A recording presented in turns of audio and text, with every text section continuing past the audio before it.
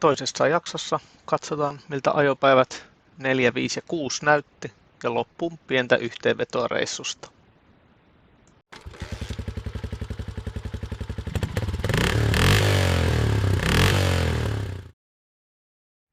Tarttossa aamukävely. Päivä alkoi taas aurinkoisena, niin kuin se oli koko reissu ajan oikeastaan. Ja siitä sitten lähdettiin etsimään tettireittiä.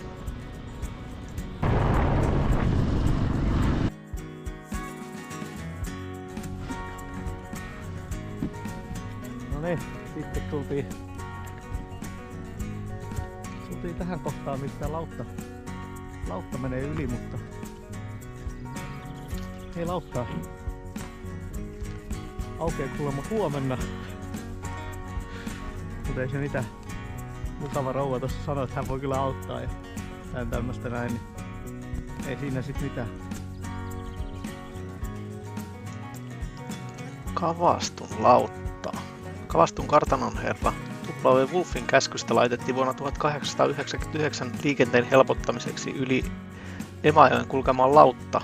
Vuonna 1983 Kavastun lautan kuljetusketju katkesi, lautta katosi alavirta ja vauhtipyörä vajosi joen virtaan. Vuonna 1999 vuosisadan ikäinen perinne elvytettiin.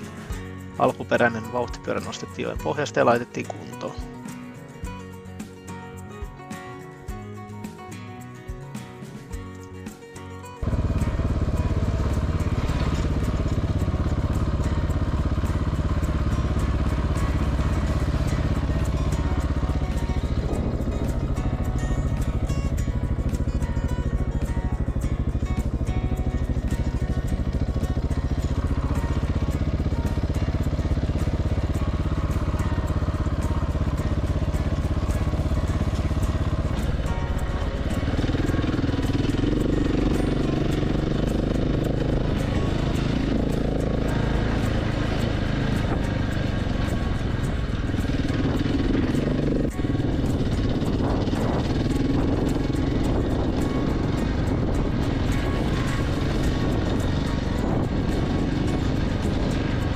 Aina välillä tuli olo, että onkohan tää reitti ihan oikeassa ja laillisessa paikassa. Pari kieltomerkkiä kyllä näkyy ja niitä kyllä koitin noudattaa. Ikinä ei tiedä mitä mutkan takaa tulee vastaan. Täälläkin on niin paljon ajettu, että kiertoreitit löytyy kyllä lähestulkoon jokaiseen kaatuneeseen runkoon, ellei sitä ole jo siivottu sieltä tieltä.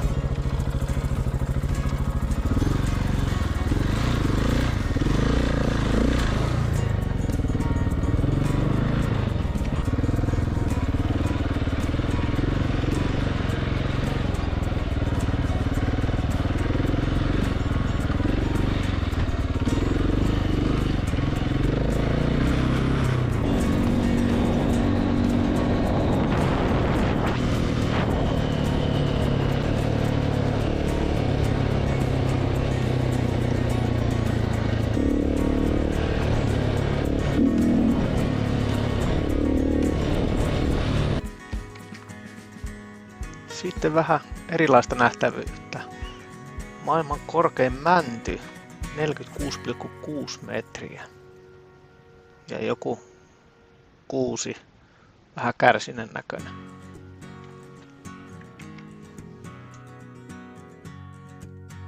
Paikalliselle Essolle tankkaamaan ja syömään välipalaa ja valmistautuu reitin erikoiseen kohtaan.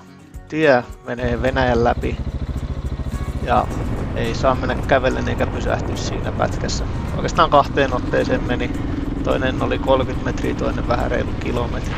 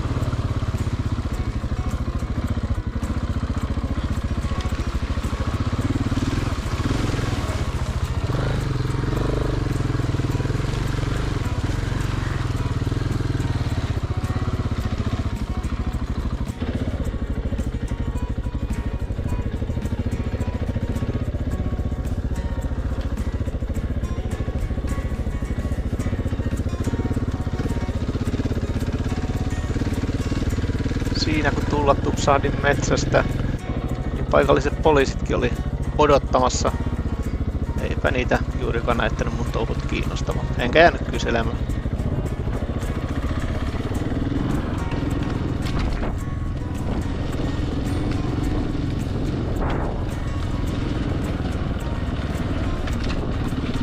Uuden tyyppinen alustakin löytyi. Tuommoista aika isoa kiveä, tosi pehmeitä. Ja tätä tuntui jatkuva kilometritolkulla. Jotenkin tällaista alustaa ei ole tottunut ajamaan, niin tää olikin vähän raskaampi pätkä sitten.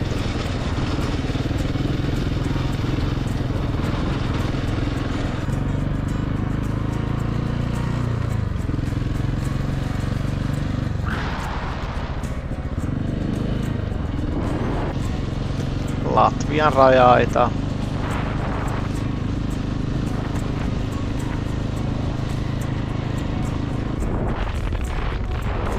Seuraava nähtävyys. Suuri Munamäki on Baltian korkein huippu, joka nousee 318 metrin korkeuteen merenpinnasta. Suuren Munamäen näkötornista avautuu hyvällä säällä upea näkymä Viron luontoon jopa 50 kilometrin säteellä.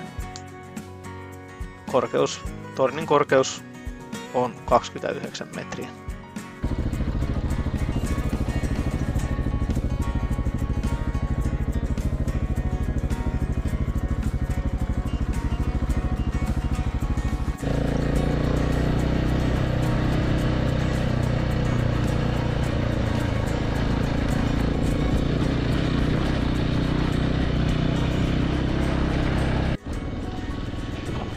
Navigaattoriasetukset tältä maantietä just osoitteen hotellille ja tässä on lopputulos. Mikäs tässä pyöräillessä, mutta tää ehkä nopein reitti kuitenkaan taida olla. Jopa metri vielä lähellä. Hauskaa, mutkittelevaa asfalttipätkää kyllä löytyy.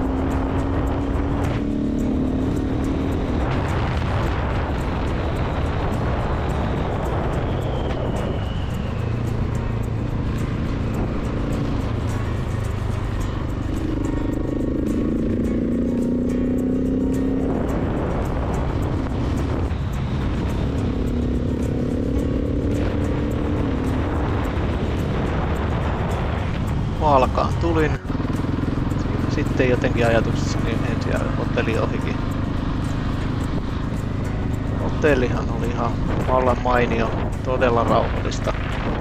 En tainnut oikein muita vieraita edes nähdä, paitsi itse. Ja myöskin illalla todettiin, että personal breakfast odottaa aamulla, että ei ole muita, mitä haluat syödä. Pieni kävely myöskin Valka kaupungissa ja sitten nukkuu.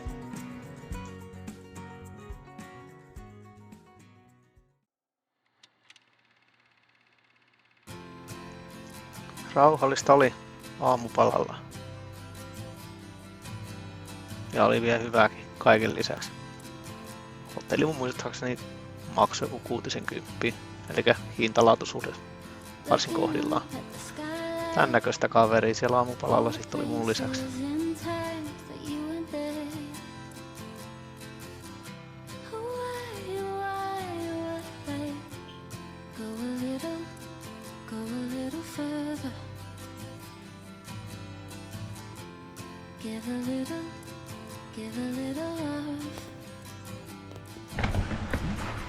No, yksi aamu taas takana. Aika lähtee pahtaa viimeistä täyttä päivää. Huominen taitaa olla pelkkää siirtymää sitten. Alkaa kaupunki. On ihan etelässä. Siitä erikoinen paikka, että Valka on tossa vieressä käytännössä sama kaupunki. Latvian puolella. Ollaan Viron puolella ja lähdetään tankkaamassa. Jos nämä nyt pääsee autoilijat. Se, että toi vastaranta, niin se on jo Latvia. Tuossa on rajapyykit näkyy tosta Nesteen pihaltakin hyvin. Käytännössä noin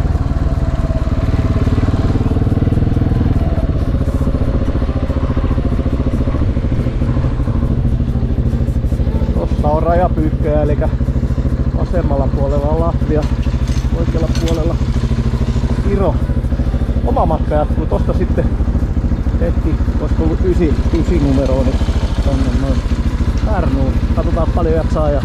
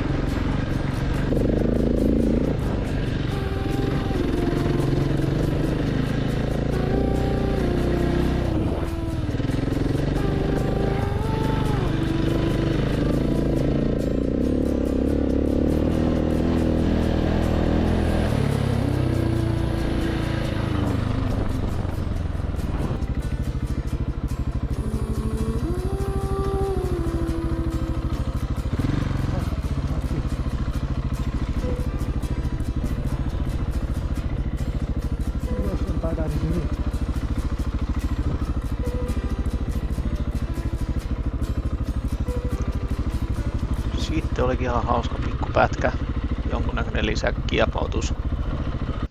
Oli vähän korkeuseroa ja ensin mentiin tuommoista pehmeitä hiekkaa alas ja siinä sitten totesinkin, että en taida viittiä koittaa ylös. Mutta sitten muutin mieleni ja pitihän se ylöskin ajaa sitten vielä.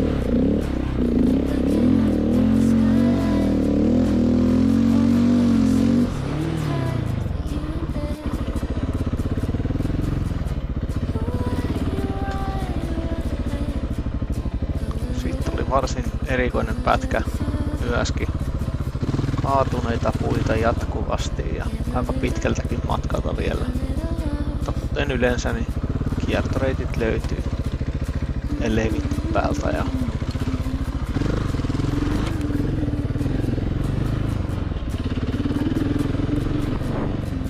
jossain kohtaa sitten ihmettelin, että onkohan mä vähän eksynyt reitiltä ja toki olin eksynyt. Tää ei ole reitti.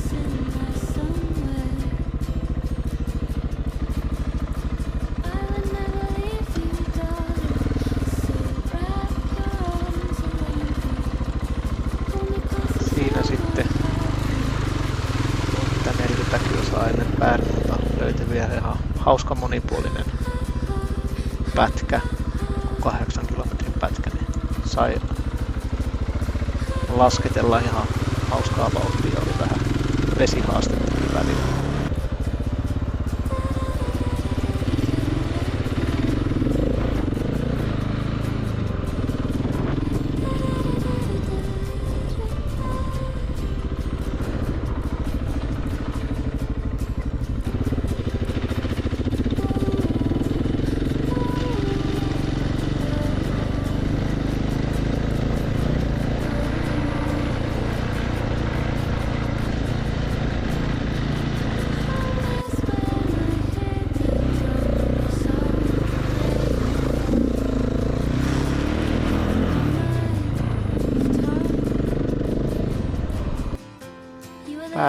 päästiin loppujen lopuksi. En ole ennen ollutkaan. Sieltä pieni kävely rannalla tietenkin ja keskustassa ja Viking Spa, hauska paikka, paljon saunoja. Niin oli ihan mukava sauno, reissun kankeuksia vähän pois.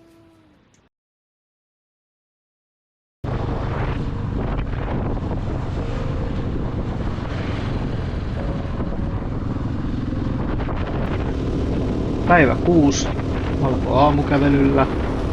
Alun perin tarkoitus oli vaan ajella Tallinnaa ja lauttaa, mutta sitten muistin, että Keilan vesiputoukset jäi viime vuonna tettireissulta näkemättä, niin kävin vilasen ne sitten vielä. Putous on 6 metriä korkea ja 10 metriä leveä. Siitä ajelinkin sitten tettireittiä pitkin Tallinnaan. Siinä oli pientä hässäkkää sitten. Ja jälkikäteen, jos haluaa viisastella, niin olisihan se voinut jättää väliinkin.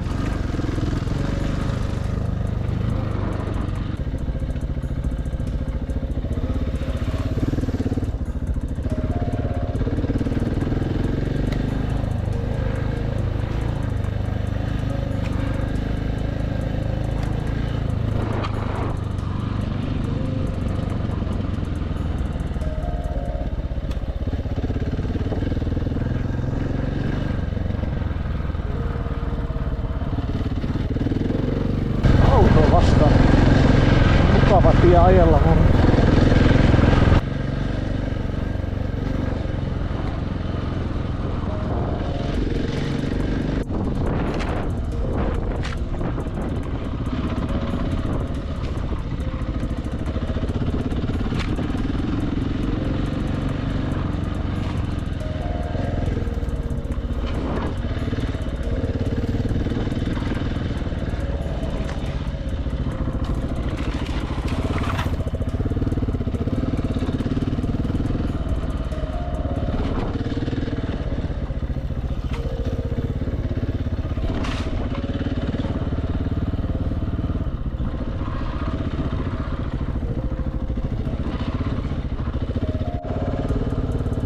Ajot kun alkoi olla ohi, niin huomasin siinä Tallinnassa, että peräpää käyttäytyi aika erikoisesti ja lähdin huoltikselle ja katoin, että takakumi tyhjenee, ei ollut mennyt ihan tyhjäksi.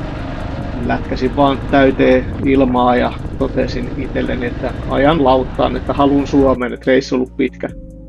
Kumissahan näkyy tommonen joku terävä juttu. Siinä sitten viestittelin ja kaveri onneksi toi Suomen päähän uuden sisäkumin.